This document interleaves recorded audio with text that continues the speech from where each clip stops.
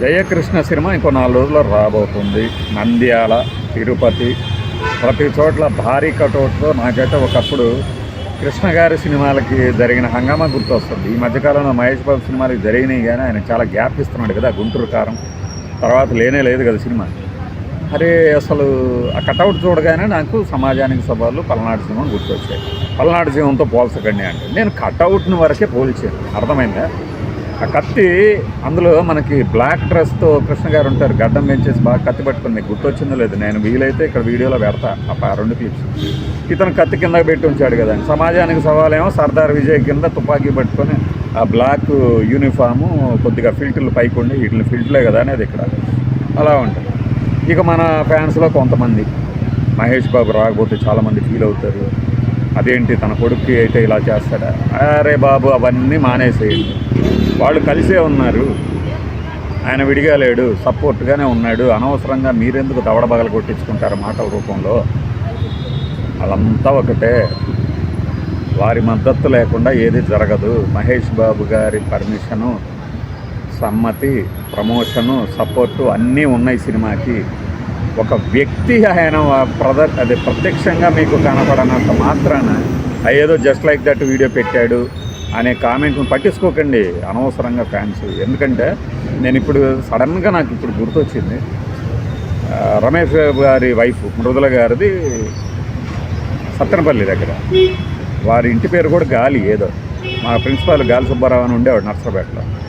గాలి హనుమంతరావు ఏదో ఉంది ఈ మన రమేష్ బాబు గారి మామగారి పేరు, డాక్టర్ అనుకుంటా కూడా, వారి మామగారు ఎవరో మరి.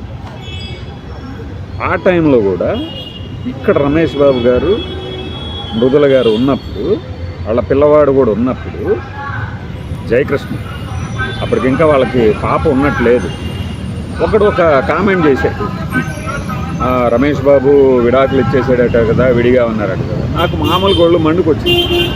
ఎవడు చెప్పాడరా నీకు? వాడి వీడియో కనుక చూస్తుంటే వాడికి గుర్తు వస్తుంది. ఎవడు చెప్పాడరా నీకు? అందరూ అంటున్నారు. అందరూ ఎవడన్నాడు నీకు? ఎవడో అనుకుంటున్నాడైతే జయకృష్ణ నిజం సినిమాలో ఎలా కనపడ్డాడు? వాడి కోసమే అన్నట్టు నిజం సినిమాలో కనపడ్డాడు. చెప్పు దెబ్బ తగిలిందిగా వాడికి. ఇప్పుడు అలాంటి వాళ్ళందరూ ఇప్పుడు ఉంటారు సోషల్ మీడియాలో. మొన్న నరేష్ మాట్లాడింది కూడా, అక్కడ ఏం మాట్లాడకపోయినా మహేష్ నీ కొడుకు అయితే ఇలా చేస్తావా అని తమ్ముళ్ళు పెట్టించారు. లోపల ఎత్తుకున్న వాళ్ళందరికీ ఎక్కడా ఉండదు. అది అంటే వ్యూస్ కోసం వీళ్ళు పడే తిప్పలు. కాబట్టి ఇటువంటి వాటి జోలికి పోకండి. మహేష్ బాబు ఎంత స్వీట్ పర్సన్. ఆయన కొంతమందిని ఎందుకు దూరం పెడతాడు అనేది మాకు తెలుసు. కొంతమందిని అంటే ఎవరిని అనుకుంటున్నారు? ప్రొడ్యూసర్లు కానీ భజన గాళ్ళని. అలానే ఇక్కడ జయకృష్ణకి అతని సపోర్ట్ లేదు అనుకునే వాళ్ళ వెర్రితనానికి, పిచ్చితనానికి, అమాయకత్వానికి, జుగుప్సాకర రీతిలో వాళ్ళ కామెంట్లకి మనం దండం పెట్టేసి పట్టుకెళ్దాం. సినిమా చూడండి, బాగుంటే చెప్పండి, బాగాలేకపోయినా చెప్పండి, కటౌట్స్ ఎలా ఉన్నాయో చెప్పండి. మనం ఇంకా మీ ఈమెయిల్ ఐడి చెప్పాము, ఆ ఈమెయిల్ ఐడికి పంపించండి. లేదు నీకెందుకు నేను పంపించాలి, మేమే పెట్టేసుకుంటామంటారా? యూట్యూబ్లో, ఫేస్బుక్లో పెట్టేసేసుకోండి, మీ హంగామా చేయండి. లేదు అక్కడికి వెళ్ళి ఇప్పుడు మనం చేస్తున్నట్టు ఒక వీడియో చేయండి, ఈ థియేటర్ ఇది, జయకృష్ణ కటౌట్, ఇదిగో మా ఫ్యాన్స్ అందరూ ఈ టైంకి రాబోతున్నాము, 30వ తారీఖు చూడబోతున్నాము, లేదు ముందే షో ఉంది, ముందు షో చూడబోతున్నాము. ఇవన్నీ చెప్పండి. మీరు ఎప్పటి నుంచి కృష్ణ గారి అభిమానులు, రమేష్ బాబు అభిమానులు, మహేష్ బాబు అభిమానులు, జయకృష్ణ ఎలా ఉండబోతున్నాడు, ఇవన్నీ చెప్పి మనకు వీడియోలు పెట్టండి, మనం అప్లోడ్ చేద్దాం. లేదు మీ దాంట్లోనే మీరు అప్లై చేసుకుంది.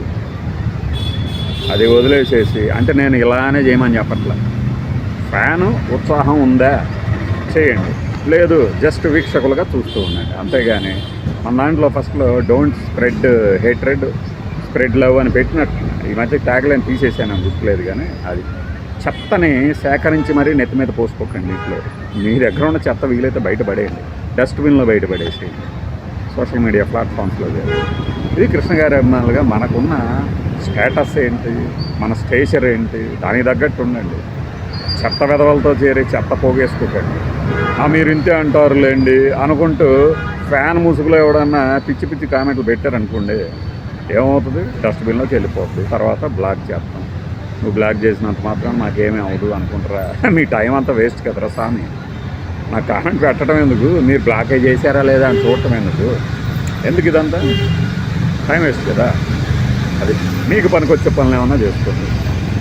ఏది మన అదానీ మీద కేసు సెబీ వాళ్ళు దాని మీద యుఎస్ ఫెడరల్ కోర్టు ఒకటి ఇట్లానే కామెంట్ చేసింది. అనవసరంగా కేసు పెట్టాం, ఆరోపణలు ఇవన్నీ అసలు దీనికన్నా బదులు ఏదన్నా పనికొచ్చే పనులు చేస్తే సరిపోద్ది.